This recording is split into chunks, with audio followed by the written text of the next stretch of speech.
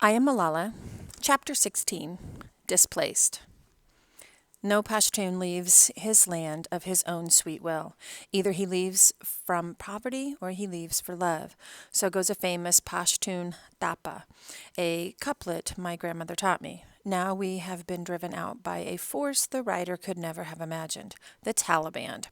I stood on our roof looking at the mountains, at the alleys where we used to play cricket, the apricot trees coming into bloom. I tried to memorize every detail in case I never saw my home again.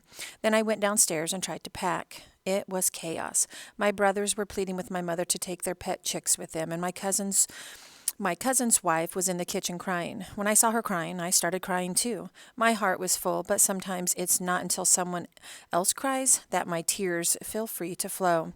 I ran into my room and tried to think about what I could take with me. I was traveling to Safina's family car, so there wasn't much room.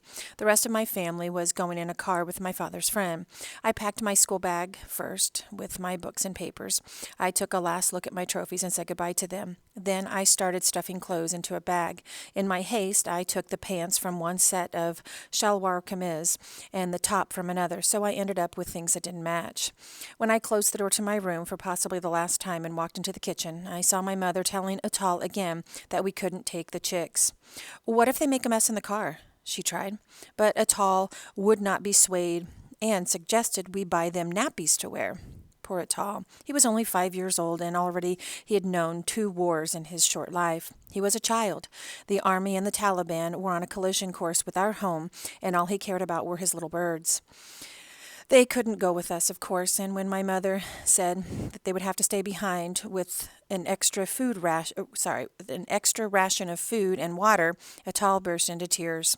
Then, when she said, I have to leave my school books behind, I nearly cried too. I loved school, and all I cared about were my books. We were children, after all, children with childish concerns, even with a war on the way. I hid my books in the bag in our guest room, where it seemed safest, and whispered some Quranic verses over the books to protect them. Then the whole family gathered together and said goodbye to our house. We said some prayers and put our sweet home in God's protection. Outside, the streets were choked with traffic, cars and rickshaws, mule carts and trucks, all packed with people in their suitcases, bags of rice, and bedrolls. They There were motorbikes with entire families balanced on them, and other people running down the street with just the clothes on their backs. Few people knew where they were going. They just knew they had to leave. 2 million people were fleeing their homes. It was the biggest exodus in Pashtun history. My mother and my brothers and I were going to stay with our family in Shangla, but our father said his duty was to go to Peshawar to warn people about what was going on. None of us liked this idea, especially my mother, but we understood.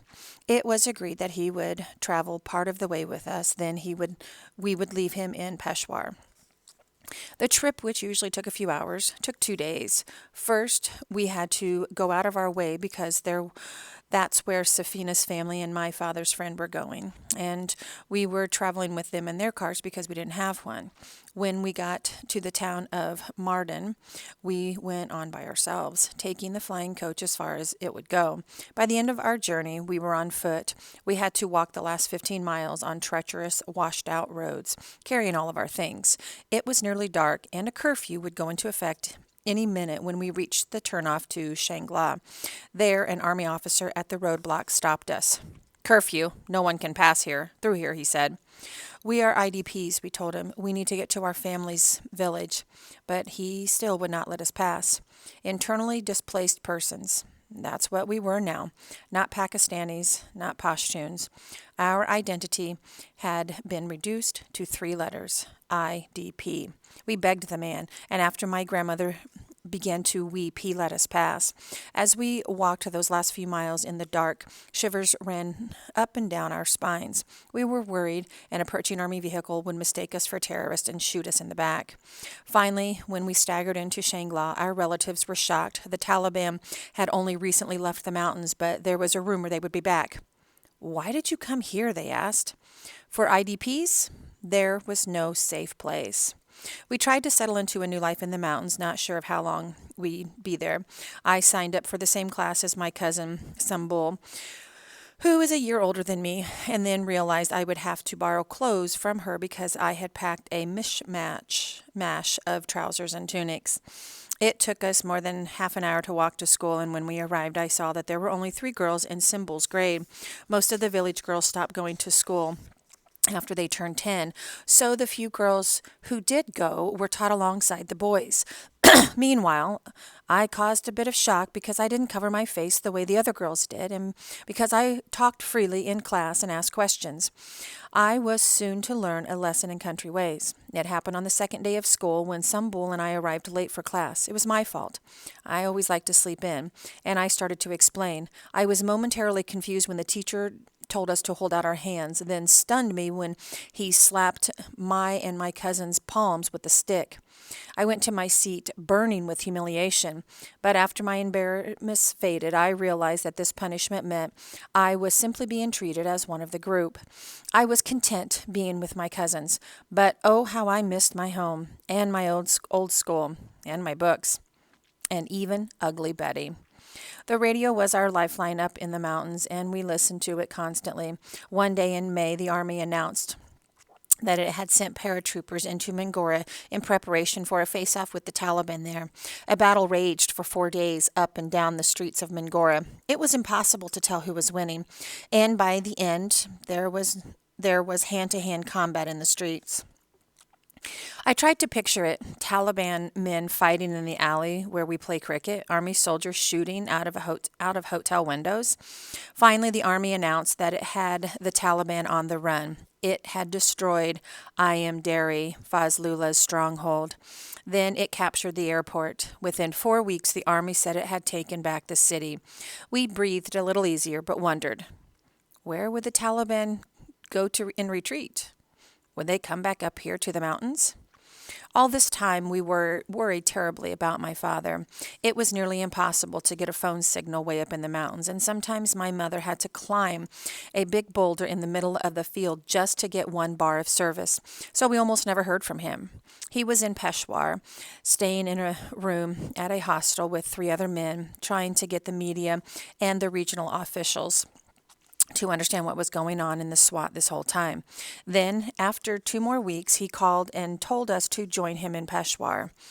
We all wept with joy when we were finally reunited. He had big news. Richard Holbrooke, a special ambassador from the United States, would be holding a meeting in Islamabad, and we were invited. But the morning of the meeting, we overslept. I hadn't set the alarm correctly, and my father was a bit angry with me. Somehow we made it to the hotel in time, though. It was a conference of 20 social activists from war-stricken tribal areas across Pakistan, all gathered around a large table, and I was seated right next to the ambassador. Mr. Holbrook turned to me. "How old are you?" he said. I straightened my posture to look as tall as possible. "I'm 12, I said. It was almost true. I would be 12 in a matter of days. I took a deep breath. "Respected ambassador," I said, "I request you help us girls to get an education." He laughed. "You already have lots of problems, and we are doing lots for you," he said. "We have pledged billions of dollars in economic aid. We are working with your government on providing electricity and gas. But your country faces a lot of problems." I could not tell what his laughter meant, but I understood his words. The education of girls was so far down on the list of issues that Pakistan faced. Maybe my posture sagged a little, maybe my smile faded a bit, but I didn't really let on that I was disappointed. Besides, by now I knew. Just to get on TV and speak on behalf of girls' education was half the battle.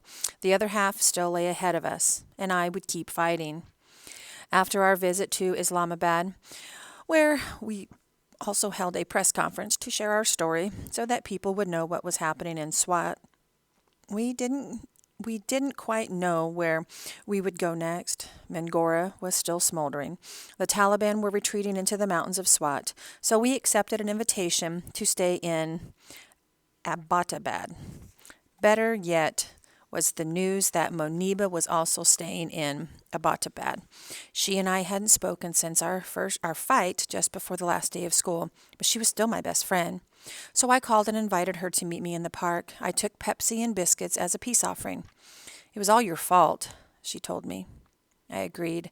I didn't care who was right or wrong, although I'm pretty sure I had done nothing wrong. I was just happy to be friends again. Meanwhile, my birthday was coming. All day I waited for the celebration. But in the chaos, everyone had forgotten. I tried not to feel sorry for myself, but I couldn't help thinking about how different my last birthday had been. I had shared a cake with my friends. There had been balloons, and I had made a wish for peace in our valley. I closed my eyes and I made the same wish on my 12th birthday.